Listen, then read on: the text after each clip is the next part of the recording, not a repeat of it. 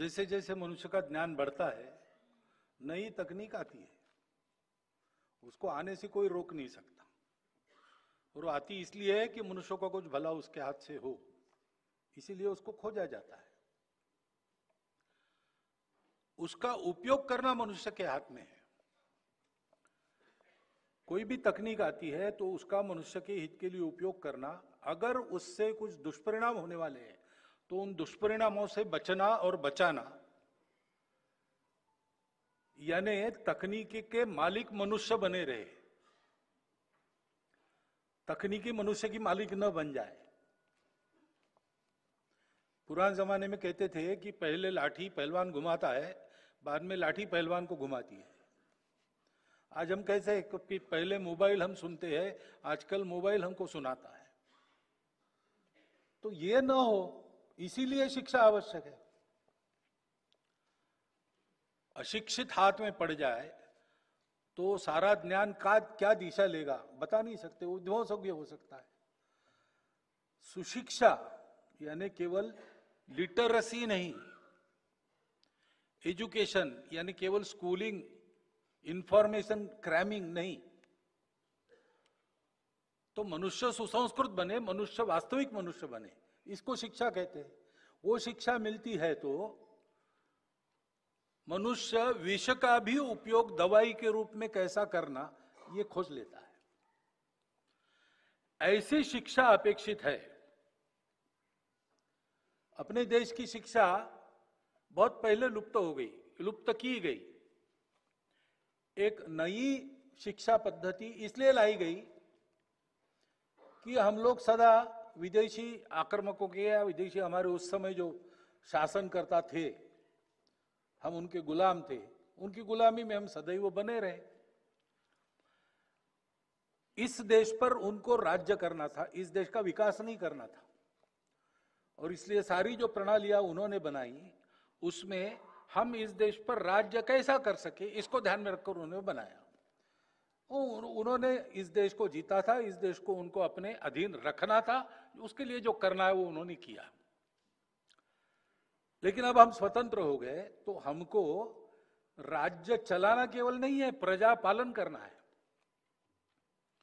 उसकी मानसिकता निर्माण होना, उसके लिए आवश्यक वो सारी जानकारी भूतकाल की भी बच्चों को मिलना, जिससे उसमें ये गौरव पैदा हो सके कि हम भी कुछ है, हम भी कर सकते हैं, हमने करके दिखाया है। ये सब परिवर्तन होना आवश्यक था। थोड़ा बहुत होते होते पिछले सालों में और इसका अवेयरनेस ज्यादा बढ़ा है, और इसलिए नई शिक्षा नीति में ये सारी बातें लाए, ऐसा प्रयास चल रहा है। कुछ कुछ बातें हो गई ऐसा मैं सुन रहा हूं, कुछ बातें होने वाली है। लेकिन शिक्षा में ये प्रणाली इस प्रकार बदलना, प्रशासन में भी इस प्रकार की प्रणाली बदलना ये आवश्यक है। उदाहरणार्थ मैंने सुना, अब वो पुरानी बात है, अब होगी ऐसा नहीं। नागपुर में, मैं नागपुर का प्रचारक था, तो एक सज्जन आ गए, वहां इनकम टैक्स कॉलेज है, केरल से आए थे, आईपीएस कैडर के थे। वो कार्यालय ढूंढते ढूंढते आ गए और मुझे अटल बिहारी वाजपेयी से मिलना है। तो मेरे कार्यालय प्रमुख वो यहाँ नहीं मिलेंगे। नहीं, यहाँ से उनके पास मेरा संदेश जा सकता है। तो वो जनसंघ का कार्यालय, उस समय बीजेपी थी, बीजेपी का कार्यालय है, वहां जाइए। तो उसने कहा वहां गया था, वहीं से यहाँ भेजा है। तो अब क्यों भेजा मुझे मालूम नहीं, मैं नागपुर का प्रचारक था इसलिए मुझे मेरे सामने ही उनको भेज दिया। उन्होंने कहा आपको अटल जी से काम क्या है? तो मुझे एलएक्यू करना है। क्या एलएक्यू करना है? तो उन्होंने कहा मैं केरल से आता हूँ, केरल में हम लोग अपनी वेष्टी मुंडू वो लपेट के, एक कुर्ता पहन के, हाफ शर्ट अथवा फुल कुर्ता वो पहन के हम ऑफिस में जाते हैं, ऑफिस में काम करते हैं। पुलिस वाला हूं इसलिए कभी कभी वर्दी में जाना पड़ता है, जाता हूं। यहां मैं आया, नागपुर इतना गर्म प्रदेश है, गर्मी के दिन भी थे वो, मैं ऐसे ही वेश में गया तो मुझे डांटा गया कि you have to follow the etiquettes, और ड्रेस कोड है। तो मुझे लगा ठीक है। तो मैंने जाकर खादी भंडार में कुर्ता पैजामा जैकेट सब खरीदा, वो पहन के गया। उनका ये नहीं चलता है, ड्रेस कोड ऐसा है, पूरा सूट चाहिए, कोट टाई वगैरह वगैरह सब। तो मुझे ये समझ में नहीं आया कि यहाँ नागपुर में गर्मी के दिनों में ये कैसे चलेगा भाई। हम तो उबाल उबाल कर आलू हो जाएंगे अंदर ही अंदर। तो मुझे एले क्यों करना है कि ये कब बदलेगा। तो जब मैंने फिर उनको बताया, अटल जी को क्या पत्र भेजो, वहां दिल्ली में जाओ, यहाँ से वो बीजेपी का कार्यालय अलग है, बीजेपी अलग है, हम अलग है, सब समझाया। वो मान गए, अच्छे थे, गए होंगे पता नहीं। लेकिन इसकी चर्चा मैंने की तो लोगों ने बताया कि हमारे प्रशासनिक सेवा में ड्रिंकिंग एटिकेट्स सिखाए जाते हैं। अब ड्रिंकिंग एटिकेट्स ठीक है, पाश्चात्य देश, ठंड देश है, वहां ये उपाय करने पड़ते होंगे, तो वहां उसका एटिकेट भी है। हमारे यहाँ फॉरेन सर्विस में जो लोग जाते हैं शायद उनको ये ट्रेनिंग लेना पड़े, लेकिन सदा सर्वदा सबको ये सिखाने की क्या जरूरत है। तो कुछ परिवर्तन होना चाहिए। सब ऐसा ही है ऐसा मैं नहीं कह रहा हूं। स्वतंत्रता के बाद कुछ तो बदला ही होगा, क्योंकि अब लोगों का पालन भी करना है, लेकिन अभी भी गुंजाइश है। तो वो सारे परिवर्तन होने चाहिए और इसमें बहुत ज्यादा अप्रेंसिव होने की जरूरत नहीं। सब जगह अपनी परंपरा की, अपने मूल्यों की, अपने मूल्यगत आचरण की, यानी संस्कृति की शिक्षा देनी चाहिए। वो रिलीजियस नहीं है, वो सोशल है। हमारे रिलीजन्स अलग अलग हो सकते हैं, सोसाइटी के नाते हम एक है, ये समझकर वो कॉमन है। जैसे माता पिता को सम्मान देना, ये किसी रिलीजन में इसकी मनाही है क्या? बड़ों के सामने नम्रता रखना, अहंकार के अधीन नहीं होना, आदि आदि बातें एक विशेष है और अलग दिखती है। दूसरी जगह दूसरा है, उसके वहां कारण होंगे, उसके कारण होगा वो, मैं उसको खराब नहीं कह रहा हूं, लेकिन अपना अच्छा है। तो ये शिक्षा मिलनी चाहिए और ये एक तरह से यूनिवर्सल है, बहुत थोड़ा अंतर है। Good manners they are nearly universal. बस भोजन करते समय हाथ से भोजन करना कि नहीं, ये अलग है। लेकिन ऐसी छोटी बातें छोटी छोटी यूनिवर्सल है। तो इंग्लिश नॉवेल्स आप पढ़ेंगे तो ये नहीं मिलेगा ऐसा नहीं है। हम अंग्रेज नहीं है, हमको अंग्रेज नहीं बनना है, लेकिन इंग्लिश एक भाषा है। भाषा सीखने में क्या दिक्कत है? हमारे घर में, हमारा 3 पीढ़ी से संघ का घर है और ये संस्कारों की वगैरह कोई कमी हमारे घर में नहीं है। मैं 8वीं के क्लास में था तब पिताजी ने मुझे ऑलिवर ट्विस्ट पढ़ाया, प्रिजनर ऑफ झेंडा पढ़ाया, अनेक इंग्लिश नॉवेल्स में पढ़ चुका हूं। इससे मेरे हिंदुत्व प्रेम में रत्ती भर भी अंतर नहीं आया है, नहीं आता है। एक भाषा के नाते, जो कथा वस्तु है उससे बोध लेने के नाते हम पढ़ते हैं तो उसका दुष्परिणाम नहीं होता। लेकिन हमने ऑलिवर ट्विस्ट, चार्ल्स डिकेंस का पढ़ा और प्रेमचंद की कहानियां छोड़ दी, ये ठीक नहीं है। हमारे यहां भी है, साहित्य की कितनी उच्च परंपरा है, रामायण महाभारत से लेकर उपनिषदों की कथाएं देखो, आज तक चलती आ रही।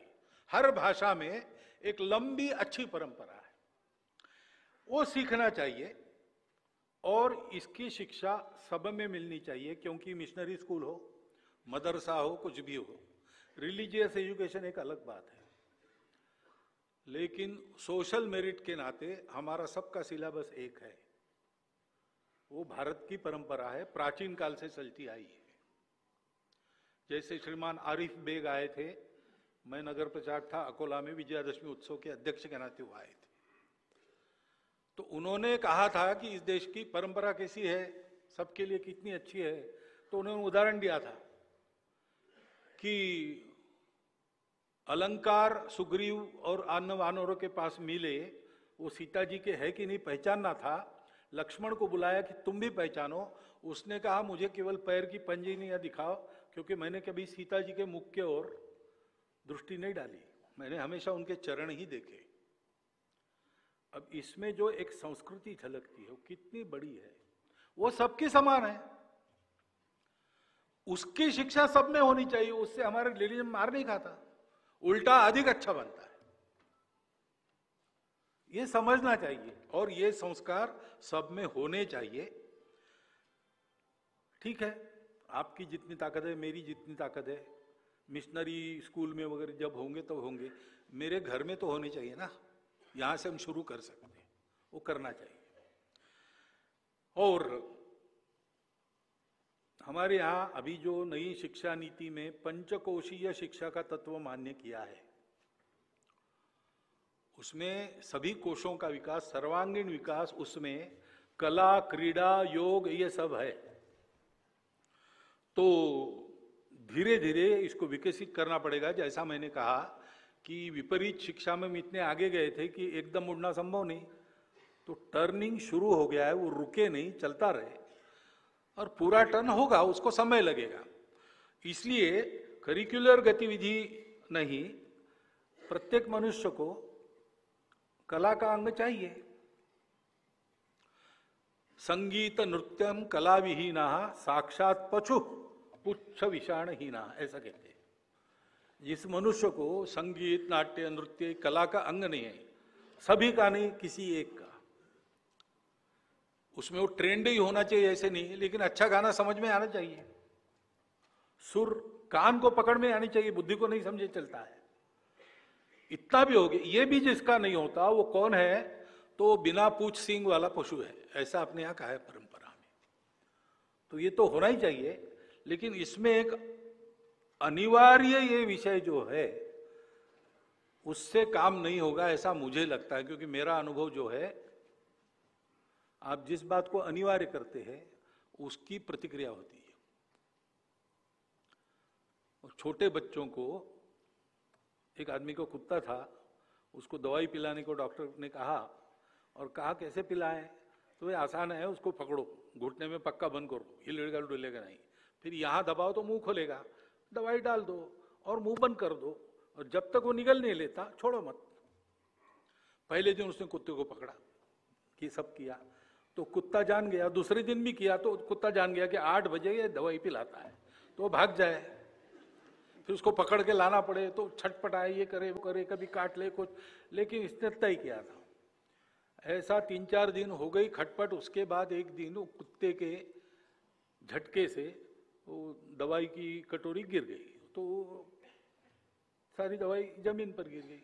फिर इसने छोड़ दिया गाली देते देते। उसने देखा कुत्ता जाकर दवाई चाट रहा है, यानी वैसे देते तो वो ले लेता। तो ये कंपल्शन का ये भी परिणाम होता है, उसको हर में आवश्यक।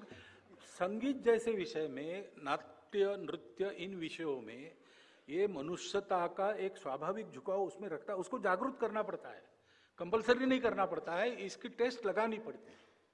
वो होना चाहिए। वो घरों में भी हो सकता है, विद्यालय में और अच्छी तरह हो सकता है। हमको संगीत की रुचि कैसी लगी? हमारे चाचा गाते थे, अच्छे गीत गायक थे, रेडियो स्टार भी थे। उनके चलते, उनके अभ्यास के लिए घर में रिकॉर्ड्स आती थी, वो हम चाहे न चाहे वो सुननी पड़ती थी, सुनते थे। कविता सिखाने वाले शिक्षक कविता हमसे गवा लेते थे, तो हम सारा क्लास मिलकर गाता था एक एक कविता।